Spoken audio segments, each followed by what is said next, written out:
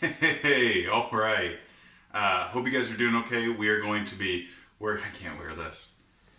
I can't do it. I thought I could do it for longer. I can't do it. We're going to be working through a recipe today with minimal ingredients. It's going to be pretty simple and easy. It is called a salsa roja italiana. Okay, I'm going to talk to you guys a little bit about what goes into it, why it's made, and then what it can be used for. This is a really good base recipe that then we can kind of extrapolate out on and use in a bunch of different dishes. So I'll tell you guys what I'm going to do for dinner tonight using it, but I'll also tell you guys what I'm going to do with some of the leftovers for tomorrow. So. Alright guys, right here we have the base things that we're going to need for this. We are going to use a few more items beyond this, but this is what we need right now.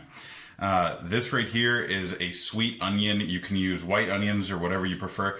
This is actually called a sunnion. I found this from the produce place I've been going to. More or less they bred sweet onions to get rid of some of the aggressive acid, and there's a specific chemical inside of it that makes you tear up when you're cutting these. So it doesn't make you do that. I'm only going to use about half of this. We have one 28-ounce can of San Marzano tomatoes. You can get San Marzano style. That is typically what I get because they tend to be cheaper and they tend to be just as good as regular San Marzano. You can see I got the organic brand right here. I'm not trying to be fancy. It actually was just on sale, oddly enough. These are usually like $6 a can. It was like $2.50, so I bought a couple of them just for one recipe of it. You use one of these. I typically would double it, so I'd use this whole thing, but I don't feel like being responsible for burning a pan for that long. I just kind of grabbed a chunk of garlic. I usually anywhere from 4 to maybe 8 cloves is good. I think I got about 6 right here. We're going to go ahead and chop those up. And then some tomato paste. We will be using that. We also have a few spices that I have behind me that we'll get into that in a minute. So let's go ahead and let's start chopping up this onion. All right, so this is what we're going to do. This is not how I typically chop an onion. I typically go end and take both those suckers off, but that's not what I'm going to do right now. So we need about half of it. I like onion quite a bit though, and especially sweet onion if you guys can't tell. I do like, so I'm maybe going to do a little bit more than half, even though it's just not necessary, and I'm just going to cut straight through while keeping this little sucker attached right there. That is going to be necessary for us. And then, unfortunately, this isn't entirely off the screen, but I'll show you guys how we clean this kitchen while we're cooking. Whoop! Because nothing matters right now. Okay, I am going to chop off maybe a little bit. Maybe I'll just do that instead. That'll be a little bit easier for us to work with. And then I can kind of show you guys the general strategy of it. You have the outside layer that is not good. So we're going to take this and we're going to peel this back. Okay. This also will provide a nice little handhold right there. That is exactly what I'm looking for. That is why I kept that little area. And then all you do is make little tiny vertical slices right there. That's all you need to do. I think my cat just threw something on the ground. That worries me a little bit. It's okay though.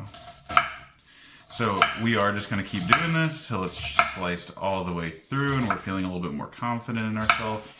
Then we're going to go right here. You can just do one slice if you want to. I'm probably going to do 2, so one a little bit higher up.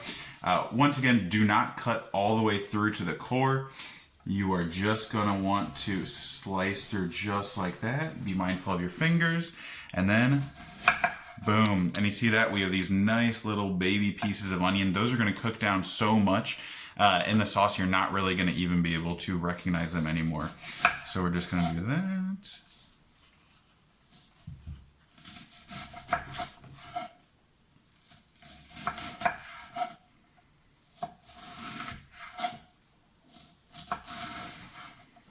All right.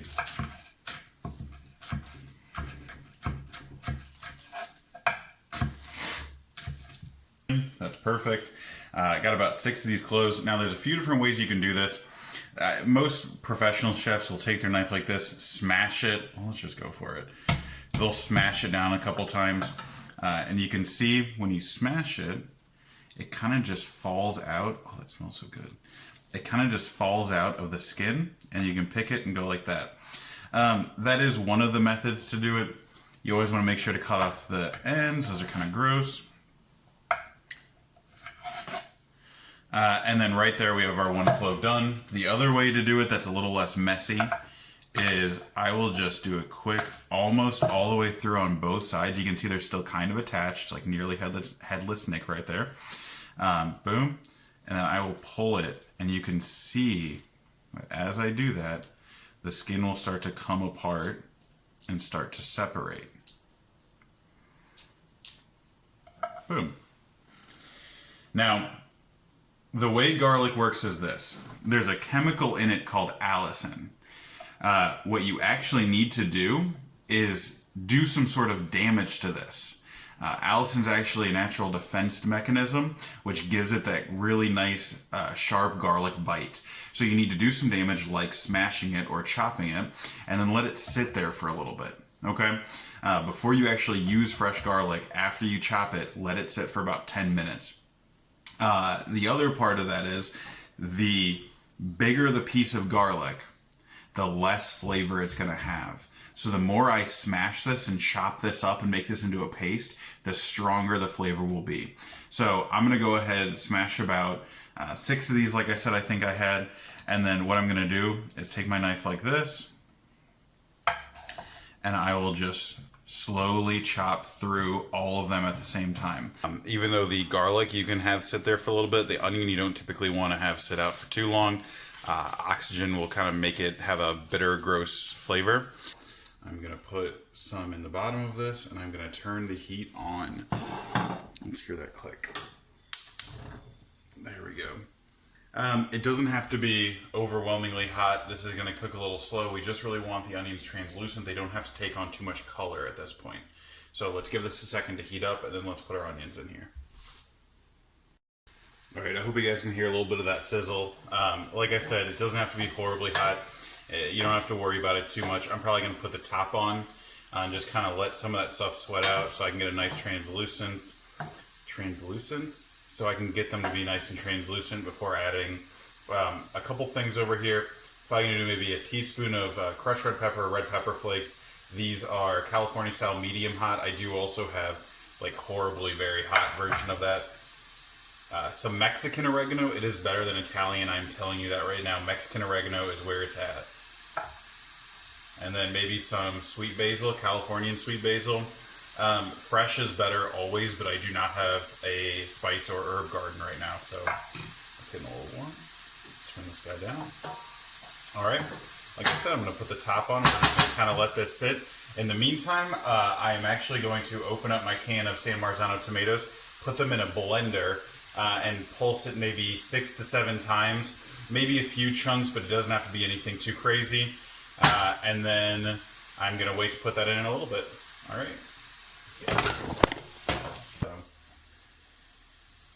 All right, that's pretty good. I'm going to just put these in. Just wait 2 seconds to get them fragrant, that's all. I don't want to overcook them. I don't need anything crazy. I just want them to start to get a little bit of fragrance going. You can literally smell it. And that way you know that they're kind of molding together and they're kind of becoming good buds. So that's all that I'm really looking for. Garlic and onion are kind of the 2 greatest things to saute together anyways. I'm going to grab a little smoothie spoon over here. I believe it's about 4 tablespoons of tomato paste that I want to add. This is kind of condensed tomato sauce with all the extra stuff out, so it's really concentrated flavor. Super tasty. It's a little bit much by itself, but that's why you put it into this sauce and it ends up being perfect. So we're just going to kind of pretend I know how much I'm putting in here. Just kind of go for it. Because that's what cooking's about. Alright. You want to move this around quickly if you guys can't hear. There's a lot of oils in this. And so you kind of initially need to mix this up and let some of those oils kind of soak out a little bit. You can see the bottom will get, maybe you can see that, a little bit red like that. That can end up burning if you do not mix this in well right away. So we'll do that. We'll maybe turn the heat down a minute. Oh yeah. And then we are going to let this guy sit like this and just cook for a minute or 2 before I add my spices in. The reason I do that is, once again, it's important that all of these things kind of get to know each other before. All right, if you guys can see, this is roughly where we are. It's looking good. You can see when I scrape it, the bottom comes up a little bit, but that is getting a little warm. So what we're essentially going to do is this. We got this bad boy with our tomatoes in it. We're going to pour it in. It might sizzle a little bit, but this is actually going to kind of deglaze the bottom, and we're going to scrape the bottom and then work everything in together. This is going to happen relatively quickly, so I'm going to probably have to put the phone down to do this. But that's all that it is, and I'll be back in 2 seconds. Everything up. If you guys notice, I've not added any salt or any pepper. That is on purpose. You don't need it right now. And if you add salt early enough, like right now, it can actually create kind of a more bitter sauce that isn't as good. It might draw out too much moisture. It might not be a good thing. So what I'm going to do is this. I'm going to turn the heat up. I'm going to check it maybe every 10 minutes, scrape the bottom, make sure the bottom is not burning at all. I'm going to take my top and I'm going to put it like that. See how it's not put on correctly? This is going to create a little bit of a vent for some of the steam, so the water isn't just building up on top. You don't want it to boil, but it should have some bubbles in it. So you don't have to cook it overly hot. The lower temperature you cook it at, the longer you have to cook it for. It's about 145 right now for me, so I got more than enough time. This is where I'll go back to saying that I really like to use this one for a single can of those tomatoes. The reason I like to use this one in particular is the surface area on bottom. It can heat the whole thing at once. When I do a double batch and I have to use a big pot for it, the surface area is so much smaller compared to the volume of liquid. It takes about 2 to 3 hours to get it to the right consistency. So you're just going to cook this down a little bit. You will see when it starts to thicken up and when it starts looking less just like a soupy sauce and more like a thickened tomato sauce. Oh, you can hear some bubbles. So when we put it in there, it was a little soupy. It was all just the pureed tomato pretty much. 20 minutes of cooking at maybe a little too high of a heat, and you can see, you can drag your spoon across and you can see it. It'll fill in a little bit. But that, look at that. This already goes to tell you that this is thickening up into a nice sauce. Yeah. You can see some of these little garlic pieces, some of the onion pieces are still in there and intact. It's looking pretty good. I'm going to let it cook down more because with red sauce, as long as you don't burn it, you can take it pretty far and cook it for quite a long time. It'll just kind of keep developing that deep, complex flavor, which is why we typically add just the tomato paste. But no, this is looking pretty good, so let's put this lid back on and just kind of let it sit here for a little bit longer, maybe another 20 minutes. I'm going to turn off the heat eventually. Alright guys, I think I'm done here. I'm going to take off the lid. I think it's been cooking long enough for this small of a batch. Like I said, if you do double, expect at least double time. Put that off to the side real quick, and let's see what we're working with here. It's still a little steamy, it's still a little warm, but let's just do a quick.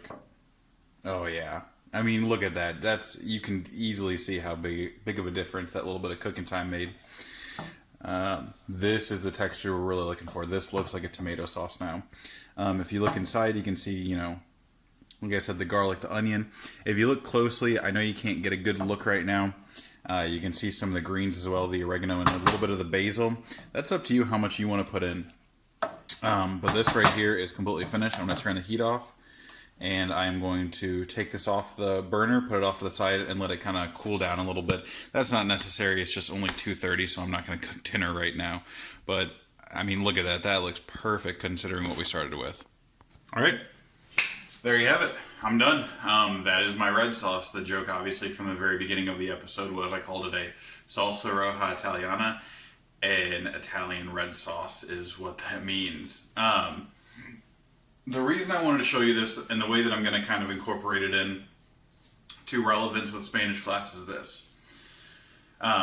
This sort of sauce is actually a great base sauce. There's not a lot of extra flavors to it. There's not a lot of added things to it. So what I'm going to do tonight is portion off about half of it. I'm going to make some pasta, make sure to season the pasta water to the point where, and when I mean season, I mean salt it, the point where you can taste the water and it tastes almost like the ocean. Then, when I'm done with the pasta, I'm going to drain the water, reserving about a cup of it. And then I'm going to put the pasta, maybe a cup of the water, olive oil, butter, salt, pepper, and anything else that I really want to add. The cool thing is this, between me and my wife, we have very different beliefs on how it should taste. So I take mine, I throw in maybe a little extra garlic, and I throw in a ton of extra red pepper flakes. Sometimes my wife gets a little sassy. She wants maybe a little bit of heavy whipping cream or something like that. Some sort of super high fat milk, dairy product. Make it almost like a rosé sauce. You do that, throw in some tomatoes and spinach. You got yourself like a penne rosa from Noodles & Co. Is that from Noodles & Co? Yeah. It's from Noodles & Co. apparently. The idea is that you really have the base sauce. Now those are all Italian, or even in Spain they'll eat a lot of the same thing just due to the proximity, due to the Mediterranean diet. But the other half, what I'm going to do tomorrow, I'm going to take maybe a cup of this sauce, I'm going to take maybe a half cup of water, or once again, if I'm feeling a little sassy, I'll throw in some chicken stock instead. And then I'm going to take maybe a cup to a cup and a half of uncooked white rice, long grain rice, put it in there and let it cook on that on like a low simmer to maybe even a boil if I want to, depending on how quickly I wanted to get it done. What's going to pop out after that's all finished, the water's all evaporated, is going to be a really nice Mexican rice. You can make Mexican rice in an easier way. You can make it with just tomato paste and maybe some flavors, but cooking your own sauce and then making rice with that is the way that good restaurants do it. You go to a nice place and you try that Mexican rice and it is just delicious. That's what they're using. They're using a sauce that they made in a house and they're cooking the rice in that. There's also a ton of different soups. There's a ton of different recipes that call for something similar to this. Even if you use this, add extra spices, and then use that as a topping for something like enchiladas, it would be perfect. So either way, I hope you guys appreciated this today. Now you know my two things. I'm probably going to have nice pasta tonight, and then maybe I'll make some tacos tomorrow with some nice Mexican rice with it. Yeah, hope you guys enjoyed it. If there's any questions you guys have, anything you guys want or need, just let me know. Other than that, check the comments on Classroom for your assignment based on this. And I do highly suggest cooking this, although it seems like it takes a while. It really is idle cooking time where it's just sitting there by itself and you're just checking every once in a while to make sure it doesn't burn while it just kind of reduces and thickens a little bit. So, alright guys, see ya.